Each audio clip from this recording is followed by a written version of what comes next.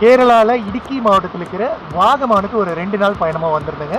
ஒரு அற்புதமான பயணமாக இருந்தது. வாகமானில் 2 நாளில் இல்லை வாகமானில் என்னென்ன இடங்கள்லாம் நம்ம பார்க்கலாம் அப்படிங்கிறத இந்த பதிவில் நீங்கள் பார்க்க போகிறீங்க. தொடர்ந்து வீடியோ போகிறீங்க. சனிக்கிழமை காலையில் 6:30 மணிக்கு கோயம்புத்தூர்லேருந்து எங்களோட பயணத்தை ஆரம்பிச்சுங்க. போன வழி ஒட்டஞ்சத்திரம், தேனி, கம்பம், குமுளி, வாகமான் வழியாக.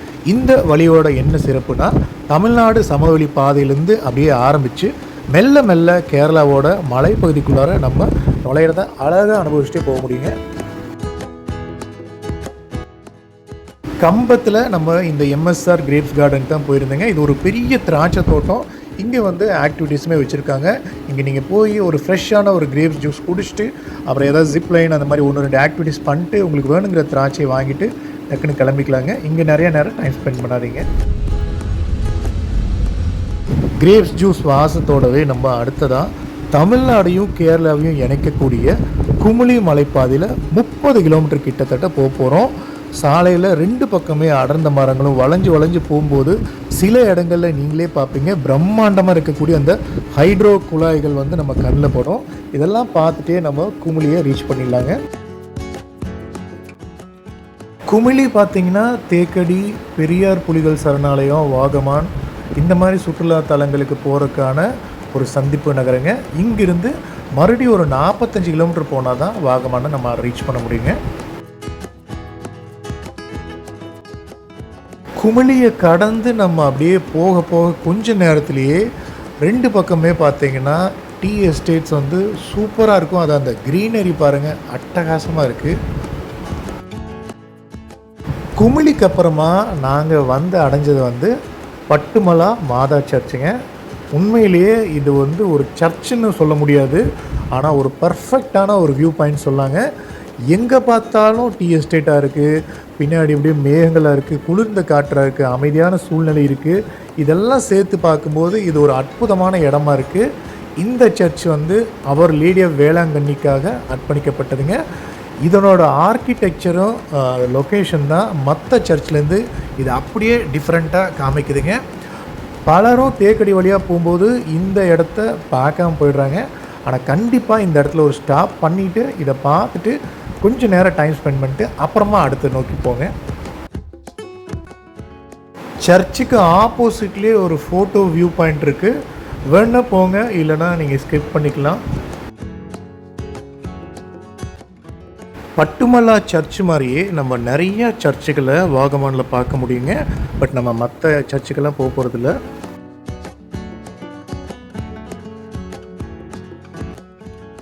பட்டுமலையிலேருந்து ஒரு அரை மணி நேர பயணத்தில் நம்ம வந்தது பருந்தும்பாறை வியூ பாயிண்ட்டுங்க. உண்மையிலேயே இந்த இடத்த பார்த்த உடனே தான் ஏன் இவ்வளோ பேர் இதை போய் பாருங்கன்னு சொல்கிறாங்கன்னு புரிஞ்சுதுங்க. ஏன்னா எங்கே பார்த்தாலும் அவ்வளோ பச்சை பசேல் நிற்கிற அந்த மலைகள், ஆழமாக இருக்கிற அந்த பள்ளத்தாக்கு, உண்மையிலேயே மேலே அங்கே இருக்கிற பாதையில் நடக்கும்போது செம குளிர்ச்சியான காற்று, இது எல்லாமே ஒரு பர்ஃபெக்டான வியூ பாயிண்ட்டுக்கான எல்லா இடங்களுமே இருக்குங்க. கிளியரான ஒரு வெதரு, அப்பப்போ அந்த பனியுமே போகுது. இந்த இடத்துக்கு ஏன் பருந்துப்பாறான் வியூ இங்கே ஒரு காலத்தில் நிறைய பருந்துகள் அதிகமாக பறந்தங்காட்டி தான் இங்கே பருந்துப்பாறா அப்படிங்கிற மாதிரி சொல்கிறாங்க. ஃபோட்டோகிராஃபி விரும்புகிறவங்களும் இயற்கை விரும்புகிறவங்களும் கண்டிப்பாக இதை பார்த்துட்டு தான் போகணுங்க. அப்படியே ஆன் த வேல இங்கே மலை மேலே கட்டி வச்சுக்கிற இந்த காலேஜ் ஒரு மாதிரி வித்தியாசமாக இருந்ததுங்க. ஜஸ்ட் இது போகிற வழியில் அப்படியே பார்த்துட்டு கடந்து போயிடலாம். வழியிலேயே ஒரு அம்மன் கோவிலும் முன்னாடி இருக்கிற விநாயகரும் நம்மளோட பார்வையை கவர்ந்தது. ஜஸ்ட் இதையும் நம்ம வழியில் நின்று பார்த்துட்டு போயிடலாங்க. பருந்தும்பாறையை பார்த்துட்டு அங்கேருந்து அப்படியே வாகமானை நோக்கி நம்ம போகும்போது ஒரு எதிர்பாராமல் ஒரு சின்ன ஒரு இடத்த பார்த்துங்க. அந்த இடத்துல அங்கே ஓடிட்டு இருந்த சின்ன ஓடை, ஒரு பாலம், சுற்றி வர பசுமை, டீ எஸ்டேட்ஸு, குளிர்ந்த காற்றுன்னு நம்மளை கொஞ்ச நேரம் இங்கே நிற்க வச்சுச்சுங்க. கண்டிப்பாக நீங்கள் இந்த இடத்த கிராஸ் பண்ணும்போது இங்கே கொஞ்சம் நேரம் டைம் ஸ்பெண்ட் பண்ணிட்டு அப்புறமா போங்க. முதல் நாள் பயணத்தில் நம்ம கடைசியாக வந்தது வாகமான் மெடோஸுங்க. இங்கே இருக்கிற கடைகளில் அந்த சின்ன பட்டங்களை வாங்கிட்டு அப்புறமா டிக்கெட் எடுத்துகிட்டு உள்ளே போங்க. வாகமானுக்கு வர்ற மேக்ஸிமம் பீப்புள் போகிற ஒரு ஐகானிக் லொக்கேஷன்னா அது இதுதாங்க. ஏன்னா நீங்கள் உள்ளே போகும்போதே உங்களுக்கு தெரியும், இந்த மெடோஸில் வந்து ஃபேமிலியாக ரிலாக்ஸ் பண்ணவும் சரி, இல்லை ஃப்ரெண்ட்ஸோட ஒரு குவாலிட்டி டைம் ஸ்பெண்ட் பண்ணவும் ஒரு அருமையான சூழ்நிலை இருக்குங்க. குழந்தைகள் வந்து இந்த கைட் ஃப்ளையிங் பண்ணுறதுக்கு ஒரு சூப்பரான இடமாவும் இது இருக்கும். அதே சமயத்தில் ஜிப்லைன் ஆக்டிவிட்டீஸுமே இங்கே இருக்குது. ப்ளஸ் இங்கே வந்து வாகமன் மெடோஸ்க்கு உள்ளாரையே ஒரு லேக்குமே இருக்குது. அங்கே வந்து நீங்கள் போட்டிங் அப்புறம் கயாக்கிங் எல்லாமே பண்ணலாம். இது ஒரு சூப்பரான ஒரு இடங்க. பல இடங்களில் அந்த புல்வெளி இருக்காது. அதனால் நீங்கள் 1-2 மலைகள் தள்ளி போக போக இந்த இடம் வந்து உங்களை வந்து உண்மையிலேயே வந்து ரசிக்க வைக்கும். இங்கே நிறைய நேரம் ஸ்பெண்ட் பண்ணலாம். இங்கே டெஃபினட்டாக ஒரு 1-2 மணி நேரம் இந்த இடத்த ஸ்பெண்ட் பண்ணலாங்க. அவ்வளோ ஒரு பியூட்டிஃபுல்லான இடம். அங்கெல்லாம் பாருங்களேன், நல்லா பச்சையாக இருக்குது. ஒரே ஒரு சின்ன தடம் மட்டும் போகுது, ஒரு ஆறு மாதிரி ஒன்று போகுது. அப்படியே இந்த பக்கம் பாருங்கள், ஃபுல்லாக நடந்து அப்படியே புள்ளைங்கானம் ஒன்னைங்கானம் பெருமையாக இருக்குது. பெரிய தழும்பு மாதிரி இருக்குது. அங்கங்கே பாருங்கள் சொட்டை விழுந்த புல்மேடு மாதிரி இருக்குது. கிட்டத்தட்ட எல்லா மேடும் அப்படி தான் இருக்குது, 1-2 தவிர. முதல் நாள் இரவு வந்து நம்ம வாகமானில் இருக்கிற வாகமான் ஹைட்ஸ் அப்படிங்கிற ஒரு அற்புதமான ரெசார்ட்டுக்கு தான் போயிருந்தேங்க. இங்கே தான் நம்மளோட ஸ்டே வந்துருந்தது. இங்கே எப்படின்னா நம்ம முன்னாடியே வண்டிகளை நிறுத்திட்டு அப்புறம் அவங்க ஜீப்பில் வந்து ஒரு மெயின் இடத்துக்கு கூட்டிகிட்டு போவாங்க. அங்கே ரெசார்ட்டில் உங்களுக்கு இடம் இருந்தால் அங்கே தங்கலாம், இல்லைனா மறுபடியும் கொஞ்சம் தூரம் ஜீப்பில் கூட்டிகிட்டு போவாங்க, அங்கே போய் நீங்கள் தங்கணும். காலையில் இன்னுமே அந்த 4 பெட்ரூம் காட்டேஜ் நாங்கள் தங்கியிருந்து நல்லா இருக்குங்க. பூச்சிகளோட சத்தத்தோடு தான் இங்கே எந்திரிக்கிறதா இருக்குது. நல்ல ஒரு ஸ்லீப்பும் வருது. ஃபுல்லாகவே தேயிலை தோட்டங்கள் தான். இன்னும் அங்கங்கே அப்படியே வீடுகள்லாம் கட்டி வச்சுங்க. அதுவும் இந்த ஒரு சூப்பரான வீடு பாருங்களேன், இந்த லைட்டிங்க்கு நல்லா எடுத்துக்காட்டுது. 6 மணிக்கு நல்லா இருந்ததுங்க. 6:45, 7 கிட்ட பாருங்கள் எவ்வளோ பனியாக இருக்குன்னு. இங்கெல்லாம் வழி தெரியல அப்படின்னா நம்ம எங்கேயாவது போயிட்டே இருக்க வேண்டியது தான். 2வது நாள் காலையில் நம்ம ஒரு 8 மணிக்கே வந்து ரெசார்ட் ரூம்லேருந்து கிளம்பிட்டுங்க. ஏன்னா இந்த ரெசார்ட்டை வந்து 250 ஏக்கர் பரப்பளவில் உள்ள ரெசார்ட்டு. சில மலைகளுமே இருக்குது, ஒரு சூப்பரான ஒரு லேக் இருக்குது, இங்கே ஒரு அட்வென்ச்சர் பார்க்குமே இருக்குது. இங்கே ரெசார்ட்டுக்கு வரவங்க ஃபுல் டேவே தங்கலாம். பட் நம்ம ரெசார்ட்டில் எந்த ஆக்டிவிட்டீஸும் பார்க்க போகிறது இல்லைங்க, பண்ண போகிறது இல்லை. நம்ம இங்கே ஒரு அட்டகாசமான வியூ பாயிண்ட் இருக்குது, அதை நோக்கி தான் போயிட்டுருக்கோம்.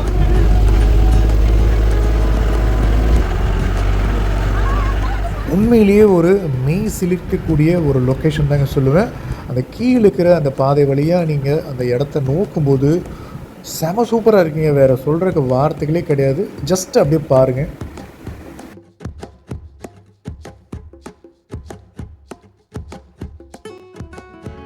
மேலே ஏறி போகும்போது இன்னுமே அது ரொம்ப ரொம்ப கூடுதலான ஒரு அழகோடு இருக்குங்க. இங்கே வந்தீங்கன்னா தான் இந்த வியூ பாயிண்ட் வந்து உங்களுக்கு இருக்கும். ஏன்னா இது ஒரு ப்ரைவேட், இது வேறு எங்கேயுமே உங்களுக்கு இந்த வியூ பாயிண்ட் கிடைக்காது.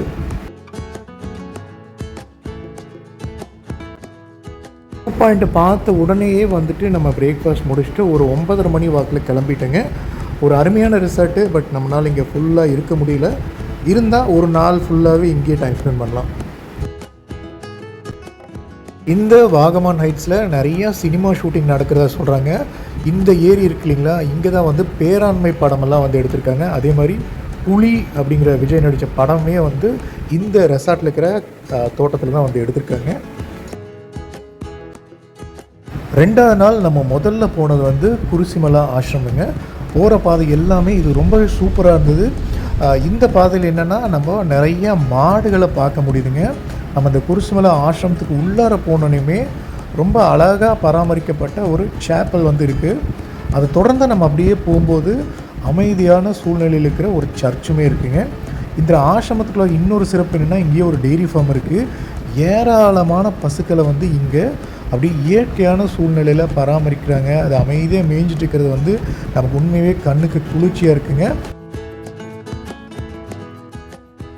குருசிமலா சர்ச்சோட முக்கிய அடையாளமாக இருக்கிறது வந்து மலை உச்சியில் ரொம்பவே கம்பீரமாக இருக்கிற குருசிமலா சர்ச்சுங்க. குருசிமலா அப்படின்னா மவுண்டன் ஆஃப் த கிராஸ் அப்படிங்கிற மாதிரி ஒரு அர்த்தம் வருதுங்க. இந்த மலை உச்சியில் இருக்கிற சர்ச்சை அடையினா நம்ம கிட்டத்தட்ட 3 கிலோமீட்டர் ட்ரெக்கிங் போகணுங்க. ரொம்ப சூப்பரான ஒரு ட்ரெக்கிங்காகவும் இருக்கும், அதே சமயம் ஒரு ஆன்மீக பயணமாகவும் இருக்கும். இங்கே மேலே போனீங்கன்னா ஒரு அற்புதமான பனோரமிக் வியூ கிடைக்கும். நமக்கு நேரம் கொஞ்சம் கம்மியாக இருந்தங்காட்டி நம்ம இந்த குருசிமலா சர்ச்சு போகல. அதுக்கு பக்கமாக இருக்கிற முருகன் மலைக்கு தான் நம்ம போனோம். தொடர்ந்து வீடியோ பாருங்கள். முருகன் மலை இங்கே எப்படி இருக்குங்கிறத இனிமேல் பார்க்கலாம்.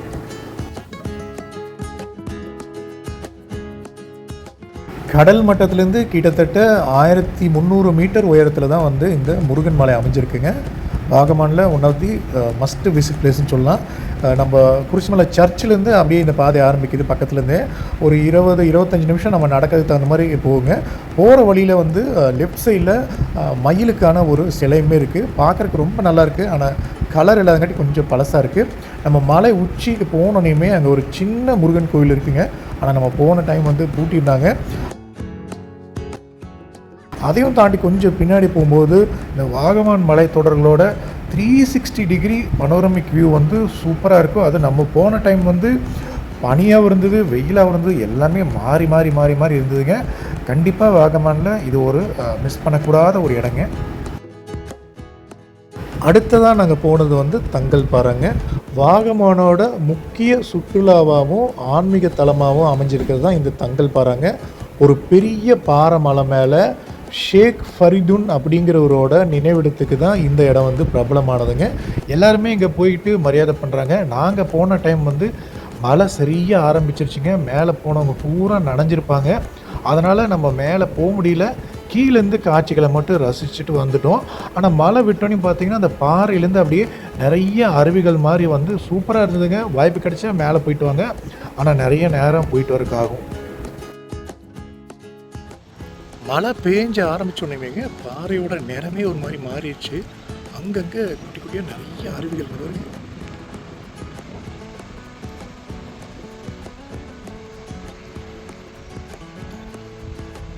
மேலே போல ஆளு பூரா மலையில் நனைஞ்சிருக்கும். கொடை கொண்டு போனவங்க மட்டும் தப்பிச்சுக்கிட்டாங்க. அப்படியே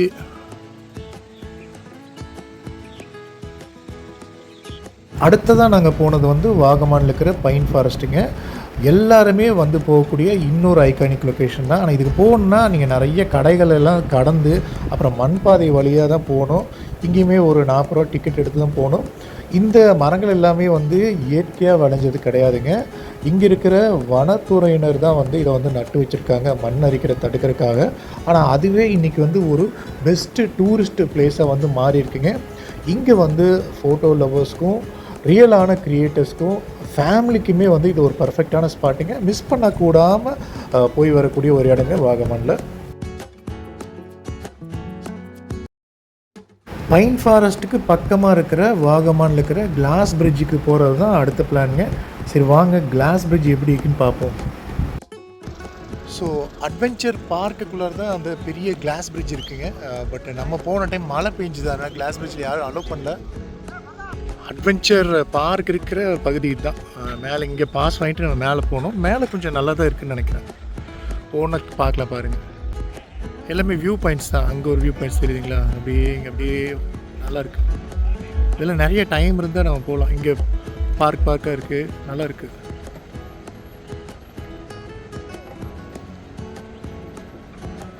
We love Vagaman.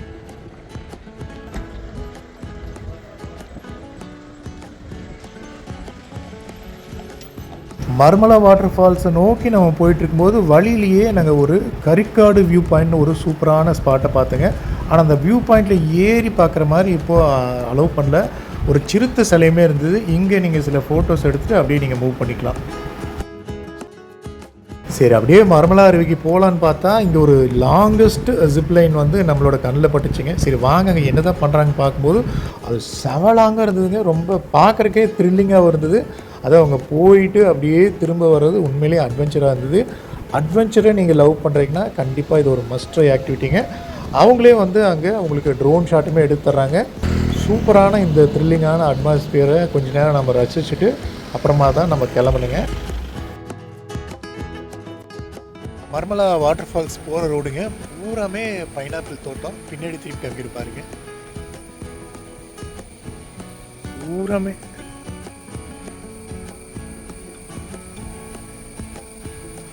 கண்ணு கெட்டின தூரம் வரைக்கும். மர்மலா ஃபால்ஸ்க்கு நீங்கள் ஒரு போர்டு இருக்குங்க. நம்ம லெஃப்ட்டில் தான் போகணும். பட் மேப் ஏதோ ரைட்டில் காமிச்சதுன்னு சொல்லி ரொம்ப தூரம் போய் திரும்பி வந்துடுங்க. தயவு செஞ்சு இதை அவாய்ட் பண்ணிக்கோங்க. மர்மலா வாட்டர் ஃபால்ஸ் தான் தேடி வந்தோம். எங்கேயோ காமிச்சது கடைசியில், பட் கூகுள் மேப் லொக்கேஷன் சரியாக இல்லை.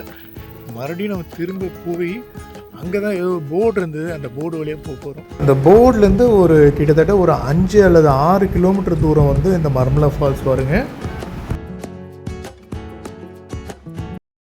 போகிற வழியில் ஒரு குட்டியான ஒரு நீர்வீழ்ச்சியுமே நம்ம பார்க்க முடிஞ்சுதுங்க. ரொம்ப அழகாக இருந்தது. ஒரு 2-3 நிமிஷம் நின்று பார்த்துட்டு அப்படியே போய்க்கலாம். மர்மலா ஃபால்ஸ் வந்து கொஞ்சம் தள்ளி இருக்குது வாகமன்லேருந்து.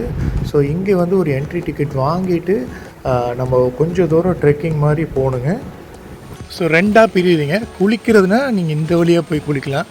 நம்ம குளிக்க போகல, நேராக ஃபால்ஸ் தான் பார்க்க போகிறோம்.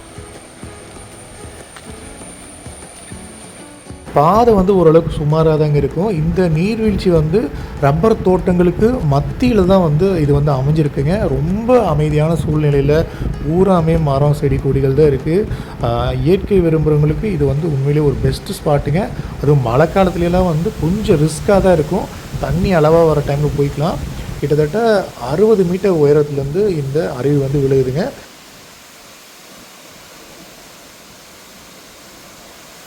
அருவியில் போய் நம்ம குளிக்கிறதோ வேறு எதுவுமே பண்ண முடியாதுங்க. ஜஸ்ட்டு ஃபோட்டோ எடுத்துகிட்டு அதை கொஞ்ச நேரம் நம்ம நின்று ரசித்து பார்த்துட்டு அப்படியே கிளம்பிட வேண்டியதாங்க.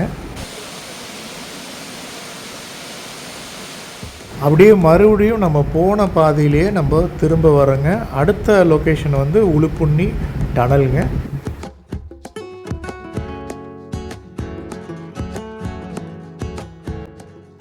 மலை சிகரங்களோட தலைகளாக பாருங்கள். ஒவ்வொரு இடத்துலையும் ஒரு வீடுகள் இருக்குது. எல்லாமே வீடுகள் தான் ஆக்குபை பண்ணியிருக்கு.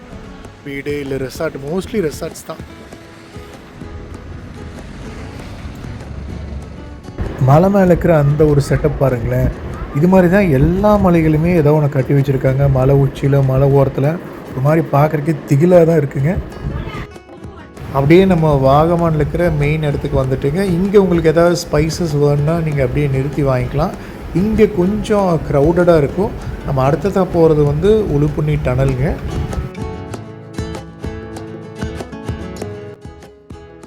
இங்கிருந்து ஒரு 15 கிலோமீட்டர் மாதிரி உளுப்புண்ணி டனல் வருங்க. நிறைய பேர் வந்து ஆஃப் ரோடு ஜீப் சஃபாரி வழியாக தான் இது போகிறாங்க. அது ஒரு பேக்கேஜாக எடுத்துகிட்டு 2-3 இடங்கள் பார்க்குறாங்க. ஆனால் நம்ம வந்து நம்மளோட இந்த பிரிஸ்ஸாலேயே போக ஆரம்பிச்சிட்டோம். ரோடு ஓரளவுக்கு இருந்ததுங்க, ரொம்ப மோசமாக இல்லை. எஸ்யூவி டைப் கார்ஸ் வந்து நம்ம அந்த உளுப்புண்ணி டனல் வரைக்குமே போகலாம். இந்த இடத்துல ஒரு கடை இருக்குது. அந்த கடையில் நிறுத்திட்டு கொஞ்சம் தூரம் தான் அப்படியே நடந்து போய்க்கலாங்க. நாங்கள் போன டைம் வந்து நிறைய பேர் வர்றாங்க. சாயந்தரம் ஆனாலுமே இந்த இடத்துல என்ட்ரி டிக்கெட்டோ வேறு எதுவுமே கிடையாது. கொஞ்சம் நல்லாவே தண்ணியுமே போயிட்டு இருந்ததுங்க. நிறைய பேர் சாயந்தரம் தான் வர்றாங்க.